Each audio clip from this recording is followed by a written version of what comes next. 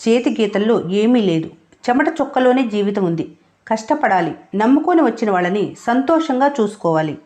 నువ్వు ఖాళీగా ఉన్నన్ని రోజులు ఈ లోకం నిన్ను ప్రశ్నిస్తూనే ఉంటుంది.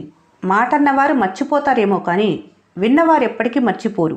అందుకే అనే ముందే ఆలోచించు. ఆశలు పరిగెడతాయి, బాధ్యతలు వెనక్కి లాగుతాయి. అదే మధ్యతరగతి. కోల్పోయిన వాటి కోసం కాదు, కోలుకోవటం కోసం ఆలోచించు. జీవితం అదే కుదుట పడుతుంది. తొందరగా దొరికేదేది మీతో ఎక్కువ కాలం ఉండదు. ఉండగలిగేది అంత తొందరగా దొరకదు.